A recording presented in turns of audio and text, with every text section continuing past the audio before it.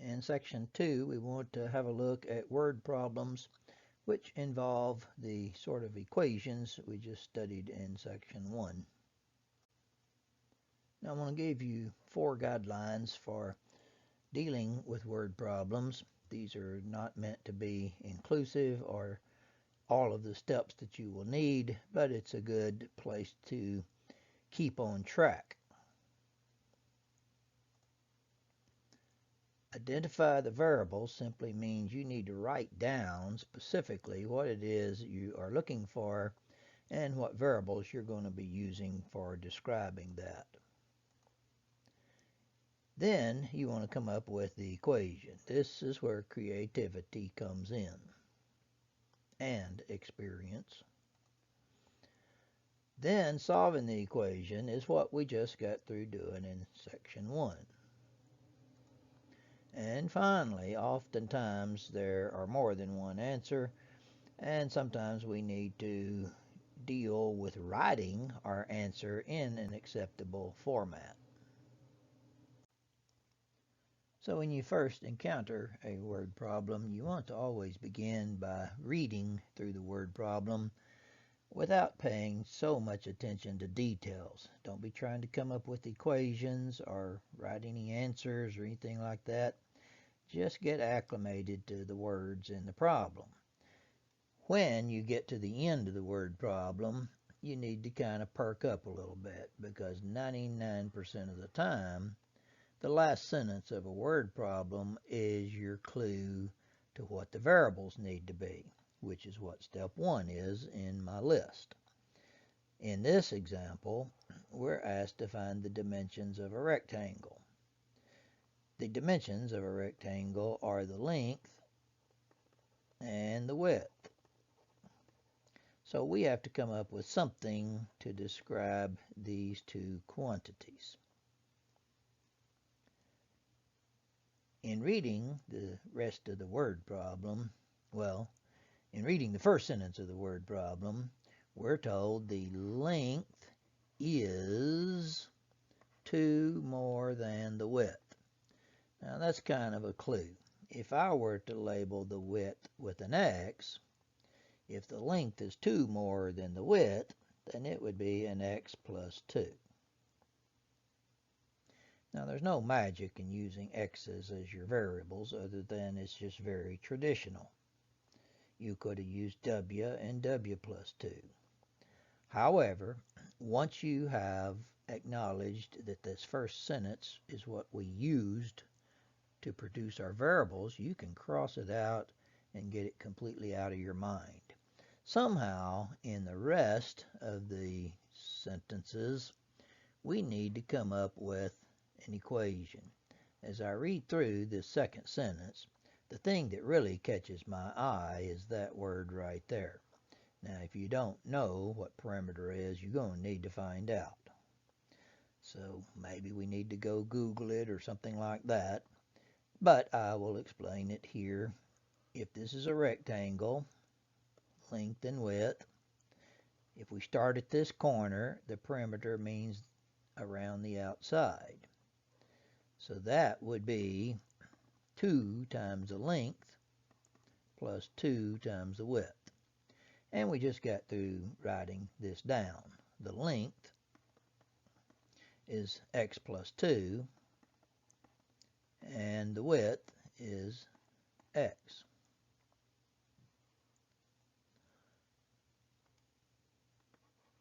So let's put what we just wrote together with what the sentence says. The sentence says, if the length and the width are increased by 3. Well, here is the length, X plus 2. If you increase that by 3, that means you add 3 to it, which would make it an X plus 5. And here's the width, X. If you add 3 to it, you get X plus 3. So there's the new perimeter. And this says that that will be 4 less than 8 times the width. 4 less than 8 times the width. So there is step 2. We have come up with the equation. Step 3 is to solve that. And I'm going to go through this a little bit quicker because we just got through doing that in the previous section. On the right-hand side, I need to clear the parentheses. Using the distributive property, this would be a 2x plus 10, and this would be a 2x plus 6. The 2x and the 2x makes a 4x, and 10 plus 6 is 16. If we subtract 4x from both sides, we get 16 equals 4x minus 4. If we add 4 to both sides, we get 4x equals 20. And if we divide by 4, we get x equals 5. Now this is where step 4 comes in. You cannot just stop a word problem and say x equals 5. That's my answer. X equals 5. First off, if you read through this word problem, you won't see any reference to an x. So saying x equals 5 has absolutely no meaning. You have to say what you're looking for. And the question was, what are the dimensions? The x equals 5 happens to be the width. So we know that the width is 5, but that's only half the problem. What about the length? Well, x plus 2 would mean 5 plus 2. So the length is 7. So that's how we answer the word problem.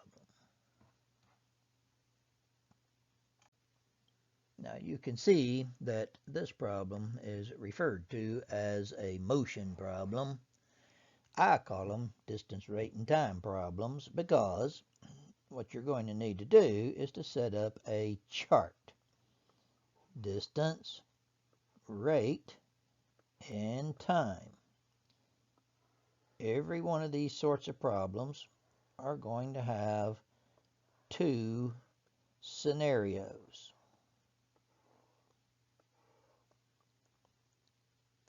So this is what your distance, rate, and time chart should look like. In the distance, rate, and time problems, there will always be one quantity that is given explicitly. For example, let's read through this.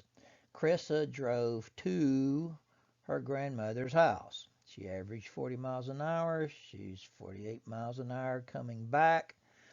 So what is the distance between her house and her grandmother's house? So she did 2 things. She went to her grandmother's house and then returned. We're going to call this 2, and I'll put back because I don't want to spell returned.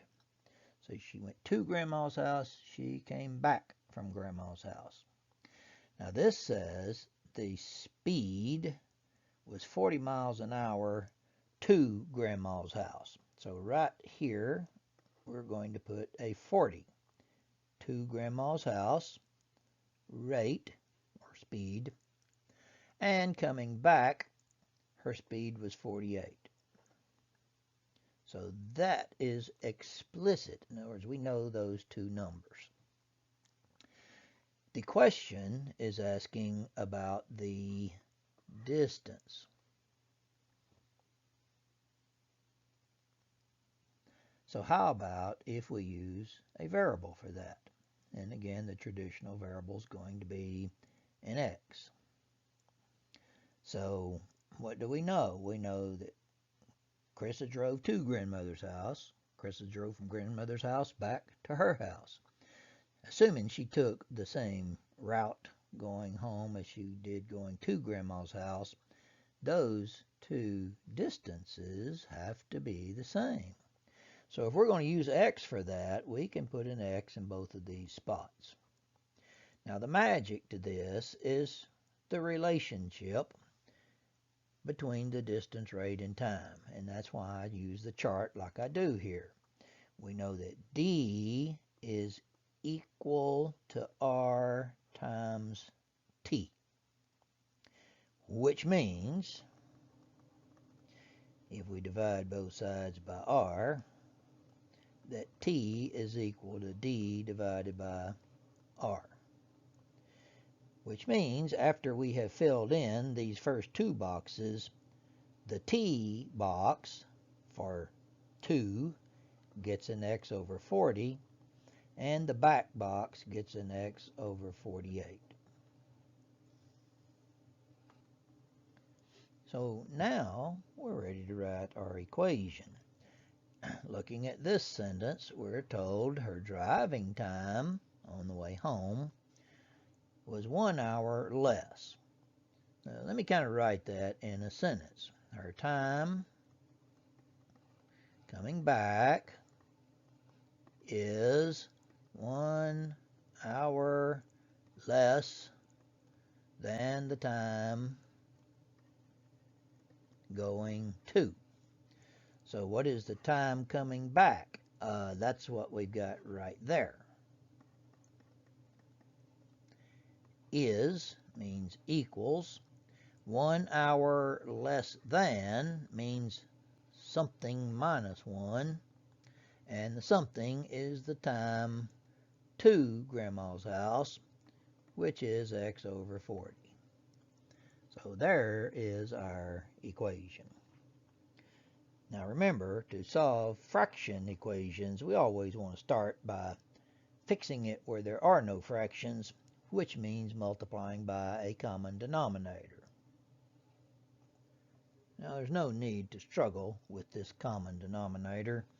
If there's a 48 here, we know that we're going to need to multiply both sides by a 48. And if there's a 40 here, we're going to also need to multiply both sides by a 40. Now this is not the least common denominator, but I don't particularly feel like struggling with finding the least common denominator. Now this is easy enough to do. On the left-hand side, the two 48s are going to cancel, and we'll end up with a 40x. On the right-hand side, the 40s are going to cancel when we multiply here, and we'll end up with a 48x. Now, when we multiply 48 times 40 times 1, we're going to come up with 1,920. That's okay. I can handle that because I got a calculator. So then, if we subtract the 40x from both sides, we'd end up with an 8x. If we add the 1920 to both sides, we'd get 8x equals 1920, which we can divide through by 8.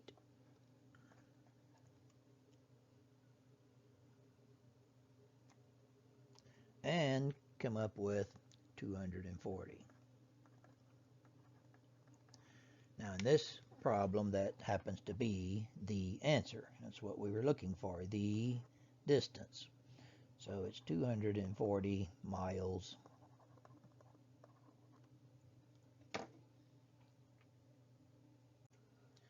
Now this problem happens to be one of the 1% of what I mentioned earlier in this lesson, and that is the question appears at the beginning rather than at the end. So we're going to let x be the number of liters of a 25% solution. That's step 1. That's all there is to step 1 in this one. However, the equation is maybe a little bit trickier. We know that we're going to be mixing a 25% solution and a 10% solution to get something in between. Now here's how those percents work. If we take 25%, 0.25 for 25%, times the quantity of antifreeze solution and the 10%, that's 0.10, times the quantity of that solution, we should get 15% times the quantity of that solution. These are fairly straightforward on the left-hand side, that is, because we're just wrote it down. X is the amount of 25% solution. So this is 0.25, and this is how much of that there is. We're told how much of the 10% solution there is. So how much are we going to end up with over here? Well, we had 5 liters, and we added X to that. So that would be X plus 5. Once we get the equation, we go through the process of solving it. If you like, you can eliminate decimals just like you can eliminate fractions. So if you prefer not to work in decimals, you can eliminate the decimals. Now I'll just write that down, but I'm not actually going to do this because I'm okay with working in decimals. Since we have 2 places past the decimal, we could multiply both sides by 100 and we would no longer have decimals. But I want to show you how to work the problem with the decimals, because again, if you've got a calculator, it's no big deal. So this is a 0.25x. This is a 0.1 times 5, which is a 0.5. This, when we use the distributive property, is a 0.15x, and then a 0.15 times a 5, which is 0.75.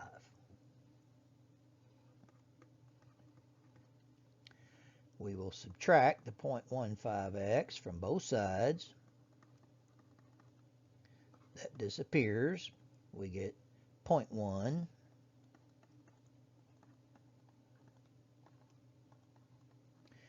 We'll subtract the 0.5 from both sides.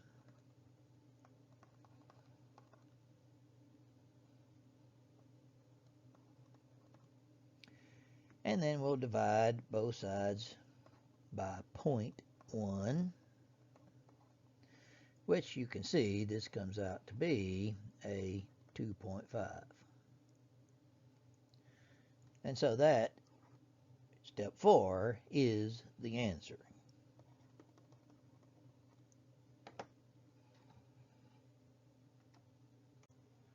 Now maybe you can see the similarities in this problem and the previous one. In the previous problem we was mixing antifreeze, and in this problem we're mixing investments. However, again, I read through the problem, I get down to the end, and the question is, how much do we invest at each rate? So down here I'm going to put a blank for the amount that we invested at 2.4%. And I'm going to put a blank for the amount that we invested at 3.1%.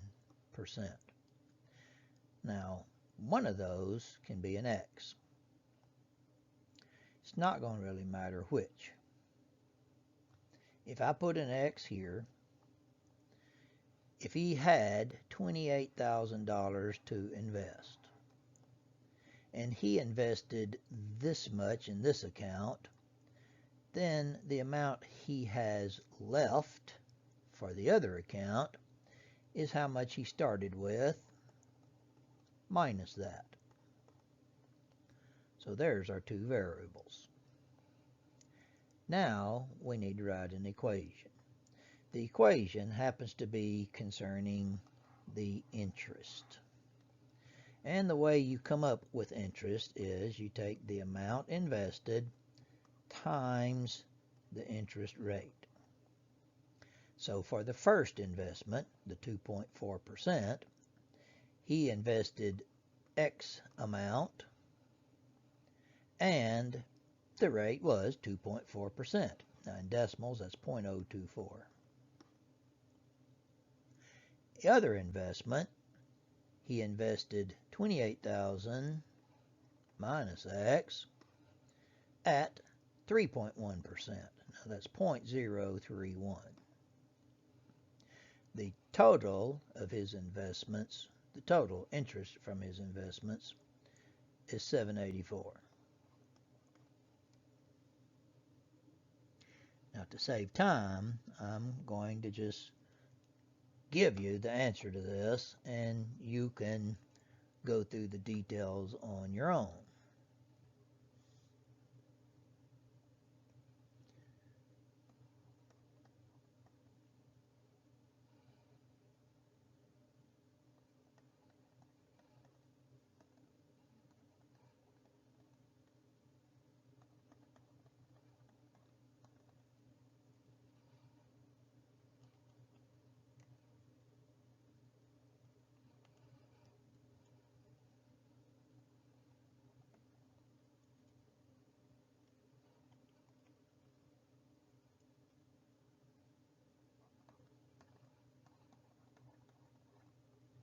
So now that we have one of the variables, one of the answers, this would be the amount invested at 2.4%.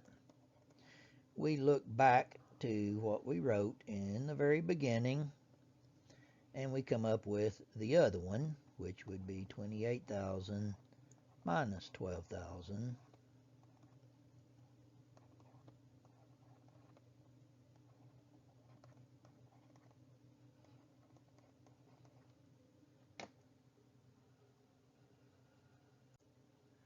Now in this last one, it looks a lot more ominous than what it really is. These problems where we are given the equation sort of take care of step 2 for us. But as you can see when you read through the problem, they describe what the F and the P mean. It goes on to ask here at the end, what is F? When P is 70. So basically all we do is put a 70 where the P is, and then solve for the F. So we will begin by subtracting the 7.18 from both sides.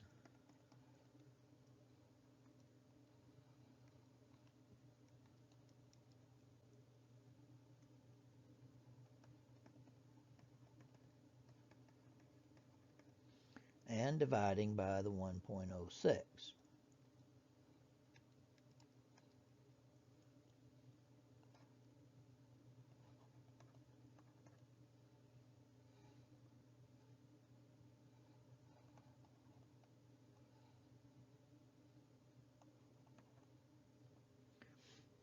So there's what we were looking for.